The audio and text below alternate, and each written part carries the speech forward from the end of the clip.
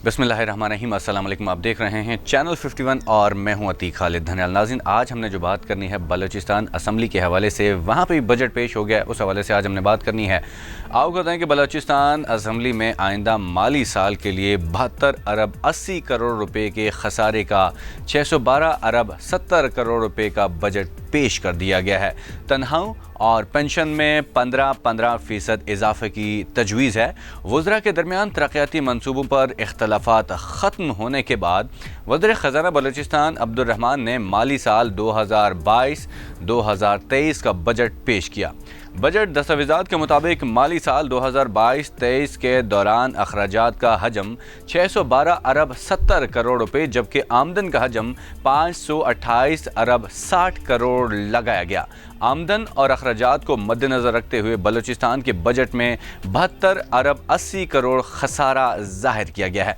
माली साल 2022-2023 के लिए बलूचिस्तान हुकूमत ने मुख्तलिफ ज़राए से 540 अरब रुपए के लगभग रकम हासिल होने का तखमीना लगाया। बजट दस्तावेज़ात के मुताबिक बलूचिस्तान को आइंदा माली साल विफाक की जानिब से 370 अरब रुपए मिलने की तवक्को है।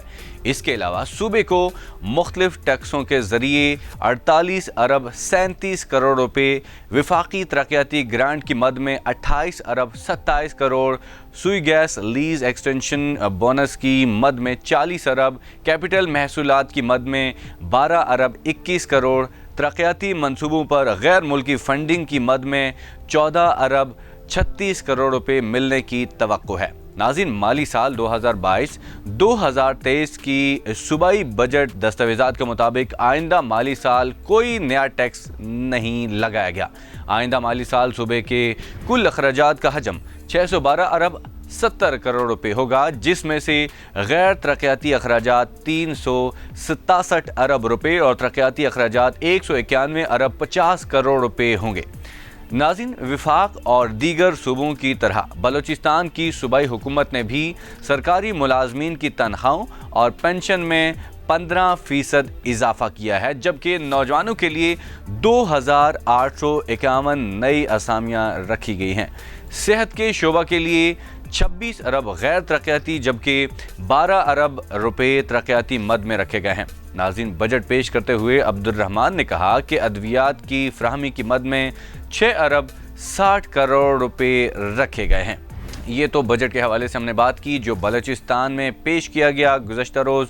अब हमने बात करनी है कि जो IMF के हवाले से कि IMF के साथ जो मुआहिदा होने जा रहा है वो क्यों जो है देर से हो रहा है, क्यों उसमें ताख़ीर हो रही है।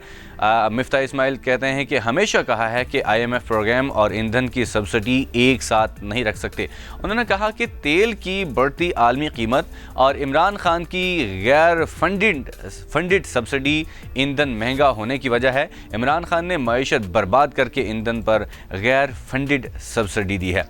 नाज़रीन, ख्वाजा आसिफ ने 20 तारीख को कहा था कि हमने पिछली हुकूमत के किए गए मुआहदे पर अमल दरामद किया कि पिछली हुकूमत जो IMF के साथ मुआहदा करके गई थी उसके ऊपर हमने अमल दरामद किया है। IMF की तमाम शराइत मान ली गई हैं। एक आध रोज़ में IMF का मामला हल हो जाएगा। लेकिन नाज़रीन, गुज़श्ता रोज़ एक बयान में राना सनाउल्लाह ने कहा कि PTI को अपनी गलती तस्लीम करके मिसाके मईशत पर हुकूमत के साथ बैठना चाहिए। ये कहते हैं राना सनाउल्लाह, क्योंकि वो ये भी कहते हैं कि IMF के साथ हम बहुत कुछ यानी कि उनकी बातें भी मान रहे हैं, लेकिन यह है कि IMF के मुआहदे के ऊपर साइन नहीं हो रहे। ये राना सनाउल्लाह कहते हैं। और पिछले दिनों आपने देखा कि ख्वाजा आसिफ साहब कहते थे कि एक आध दिन में ये मामला हल हो जाएगा, लेकिन महंगाई के बावजूद भी अभी उनके मामला तय नहीं हो रहे। गुज़श्ता हुकूमत ने IMF के साथ ऐसा मुआहदा किया जो पाकिस्तान के हालात के मुताबिक नहीं था।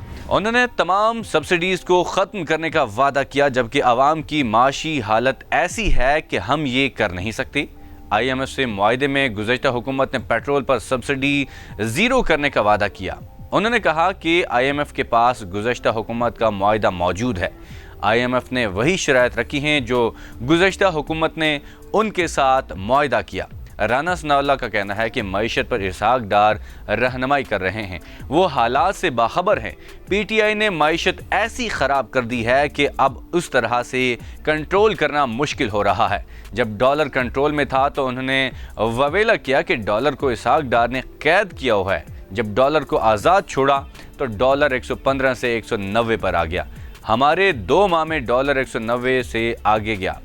وزیر خزانہ وزیر داخلہ کا کہنا تھا کہ مشکل یہ پڑی ہے کہ آئی ایم ایف اپنی شرائط میں لچک پیدا کرنے کو تیار نہیں ہے۔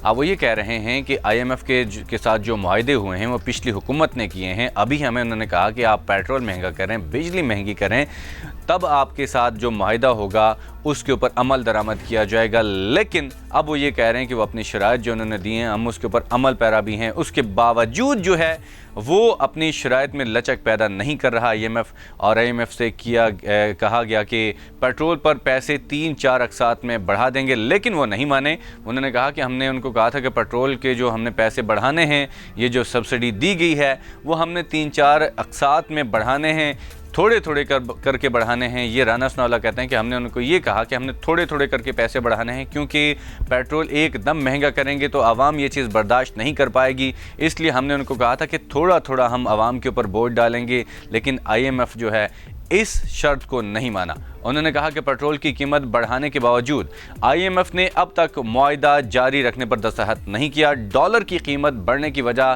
صرف اور صرف آئی ایم ایف سے معاہدے میں تاخیر ہے، لہٰذا جیسے ہی آئی ایم ایف سے معاہدہ ہو جائے گا تو ڈالر کو 182 پر لے آئیں گے۔ انہوں نے کہا کہ آئی ایم ایف کے ساتھ جیسے معاہدہ ہو جائے گا، لیکن ابھی تاخیر کا شکار ہے، تو جیسے ہی معاہدہ ہو جائے گا ہم نے ڈالر کو ایک دم سے 182 کے اوپر لے آنا ہے۔ یہ تو آنے والا وقت ہی بتائے گا کہ ڈالر 182 کے اوپر آئے گا، پیٹرول جو ہے دوبارہ 150 کے اوپر آئے گا، کم ہوگا یا کہ بڑھتا جائے گا، یہ تو آئی ایم ایف کے ساتھ معاہدے کے بعد ہی پتہ چلے گا۔ پی ٹی آئی نے احتجاج پر رانا ثناءاللہ نے کہا، پی ٹی آئی کے احتجاج کے اوپر رانا ثناءاللہ کہتے ہیں کہ پرسوں رات پی ٹی آئی کی احتجاج سے عوام نے خود کو الگ رکھا۔ پی ٹی آئی کی برگر کلاس کسی جگہ 1000 کسی جگہ 2000 تھی اور اس سے زیادہ لوگ نہیں تھے۔ 3-4 مقامات پر ہی 1000 سے 2000 لوگ تھے، باقی جگہ 70 سے 150 لوگ تھے۔ 22 کروڑ کی آبادی میں پی ٹی آئی کی احتجاج پر صرف 10 سے 12 ہزار لوگ موجود تھے۔ اچھا، ان کا یہ کہنا تھا کہ جو F9 میں جو احتجاج کیا گیا، عمران خان صاحب کی طرف سے جو کال دی گئی تھی کہ سارے گھروں سے باہر نکلیں اور باہر نکل کے آپ لوگ جو ہے احتجاج ریکارڈ کروائیں مہنگائی کے خلاف، اس حوالے سے کہہ رہے ہیں کہ یہ لوگ بالکل کم تھے، 10 سے 12 ہزار لوگ تھے، کہیں پہ 170 180 لوگ موجود تھے، تو یہ ٹولیوں کی شکل میں موجود تھے۔ یہ رانا ثناءاللہ کا کہنا تھا کہ ان کا کہنے کا مطلب یہ ہے کہ لوگوں نے، عوام نے عمران خان صاحب کو مسترد کر دیا ہے۔ یہ تھی آج کی ویڈیو، اگلی ویڈیو میں حاضر ہوں گے، اجازت دیجیے، اللہ حافظ۔